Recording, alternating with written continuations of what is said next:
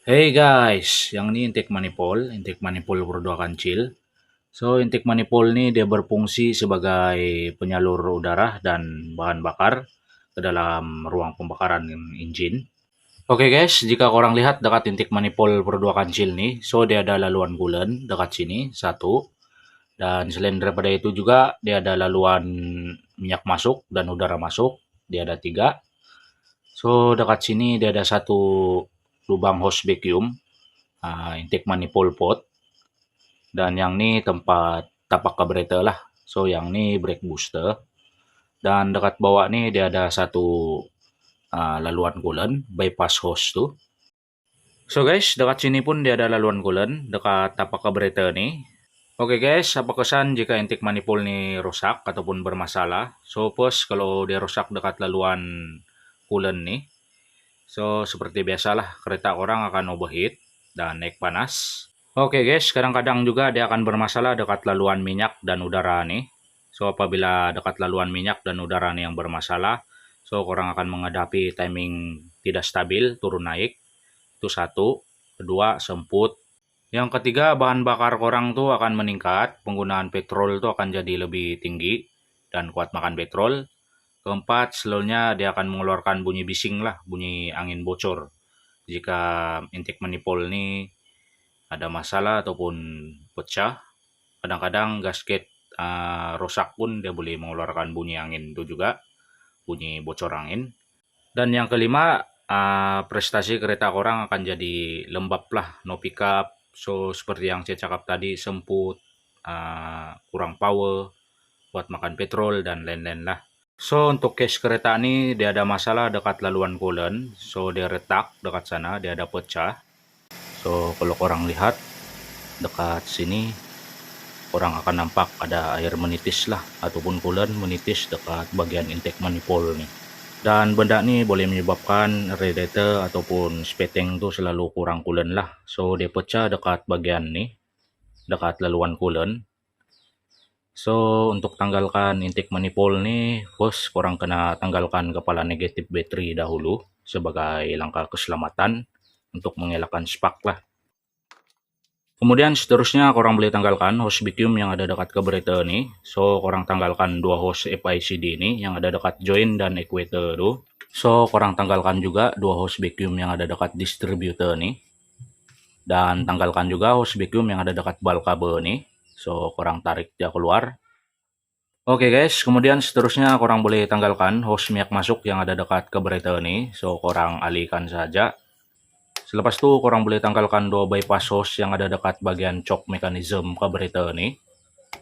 Selepas itu dengan menggunakan spana 13 mm korang boleh longgarkan nut cable rest ni. Dan korang boleh alihkan cable rest tu dari carburetor korang lah. Kemudian selepas itu satu hose yang ada dekat atas equator ni pun korang kena alihkan juga. So guys, dengan menggunakan T10 ataupun spana 10 mm, korang boleh longgarkan bolt yang pegang bracket hose minyak masuk dan return ni dan alihkan. Selepas itu dua soket yang ada dekat belakang carburetor ni, soket hijau dan soket hitam ni pun korang kena tanggalkan lah. So satu hose yang ada dekat bagian intake manifold ni pun korang kena tanggalkan, hose vacuum tu. Kemudian dengan menggunakan spanati dan soket box 12 mm, so korang boleh longgarkan dan keluarkan kedua-dua nut carburetor ni. Selepas itu korang boleh godek-godek carburetor tu dan keluarkan dari intake manifold tu. So guys, dengan mengeluarkan carburetor barulah korang mudah untuk tanggalkan ke semua nut yang ada dekat intake manifold ni lah. So korang boleh guna spana jenis macam ni, spana coupling, untuk longgarkan nut tu dan keluarkan. So dia ada 6 biji. So tipsnya di sini untuk kawasan yang sempit korang boleh guna spana biasa jenis macam ni untuk longgarkan nut tu dan keluarkan nut tu. Oke guys, memandangkan dua nut terakhir nih kawasan dia agak sempit. So tipsnya di sini korang boleh guna ratchet, extension bar dan soket box 12 mm untuk longgarkan nut tu dan keluarkan. Dengan menggunakan ratchet dan soket box 14 mm, korang boleh longgarkan nut nih dan keluarkan nut nih dari bracket tuh. Oke guys, dengan menggunakan dip socket 14 mm dan ratchet, korang boleh break loose bolt yang terikat dekat bracket intake manifold nih, yang ada dekat atas mounting dan keluarkan bolt tuh. Kemudian korang boleh alihkan bracket ni dari intake manifold tu lah. Oke guys, kemudian selepas tu barulah korang keluarkan intake manifold ni dari bagian head. So kalau korang lihat dekat gasket intake manifold ni pun sudah rusak, reput. Kemudian dengan menggunakan plier korang boleh keluarkan satu bypass hose ni yang ada dekat bawah intake manifold tu dan tarik keluar. So hose brake booster ni pun korang kena tanggalkan dulu, barulah korang mudah keluarkan intake manifold tu dari engine bay. Oke guys, beginilah rupa intake manifold tu setelah saya keluarkan dari bagian head tu. So jika korang nampak dekat intake manifold ni dia pecah dekat laluan coolant ni. So ini yang menyebabkan air dalam radiator dan speteng tu selalu kurang. Dan apabila coolant tu kurang, so korang tahulah kan kereta boleh overheat. Oke guys, ini intake manifold yang saya beli dekat kedai potong. So kalau korang pergi dekat kedai potong, korang cari intake manifold, korang pastikan sesuai dengan kereta korang lah, sebab dia ada pelbagai jenis. Oke guys, ini gasket yang baru, gasket intake manifold. So kalau korang pasang intake manifold, korang kena guna gasket yang baru.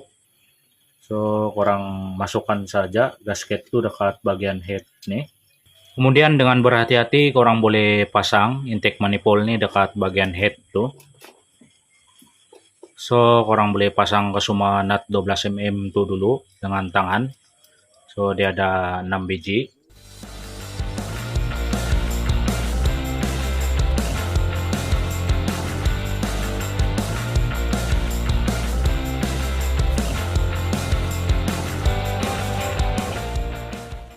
Oke guys, untuk peringkat terakhir korang boleh guna torque wrench untuk ketatkan semua nut 12 mm yang ada dekat intake manifold nih. So korang ketatkan secara selang-seli. So korang torque saja lebih kurang 19 Nm. Yang ini 1 2 3 4 5 dan ke-6. Oke guys, kemudian selepas itu korang boleh pasang bracket ini dekat intake manifold. So korang masukkan bolt 14 mm itu dekat bracket itu. So korang pasang juga nut 14 mm itu dekat bracket itu yang ada dekat intake manifold. So korang boleh guna ratchet dan deep socket 14 mm untuk ketatkan bolt tadi.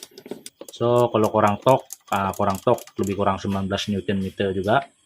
Kemudian korang boleh ketatkan nut 14 mm yang ada dekat bagian intake manifold nih. Kemudian korang boleh pasang bracket wiring nih dekat intake manifold tuh. So korang pasang aja bolt 10 mm tuh dan ketatkan bolt tadi itu secukup rasa. Kemudian korang boleh pasang hose brake booster nih dekat intake manifold korang tuh lah. Oke guys, sebelum korang pasang carburetor, korang kena pasang gasket nih dulu dekat tapak tuh. Kemudian korang boleh pasang carburetor korang nih dekat tapak intake manifold tuh lah. So selepas itu korang boleh pasang kedua-dua nut 12 mm yang ada dekat carburetor nih, bagian hadapan dan belakang.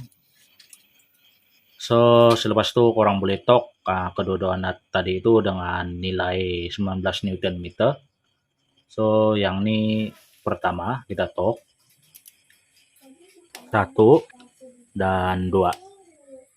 Kemudian selepas itu korang boleh pasang soket hijau dan soket hitam yang ada dekat belakang carburetor nih, macam nih. Kemudian korang boleh pasang bracket hose minyak in dan return dekat carburetor. So korang pasang aja bolt tuh dan ketatkan bolt tadi itu dengan spana 10 mm. Kemudian selepas itu korang boleh pasang cable rest ini dekat carburetor korang. So korang masukkan cable rest ini dekat bracket carburetor tuh dan ketatkan nut 13 mm tuh. So pastikan tiada pre-play dekat cable rest nih. Oke guys, dua bypass hose ini pun korang pasang balik dekat carburetor kereta korang. So korang pasang dia.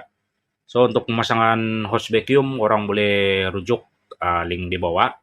Oke guys, korang jangan lupa pasang juga hose minyak masuk yang ada dekat carburetor tuh.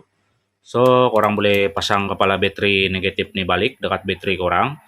Dan yang terakhir korang boleh isi coolant dekat radiator kereta korang nih. Dan seterusnya korang boleh start kereta dan cek dekat intake manifold tuh sama ada leaking ataupun tiada.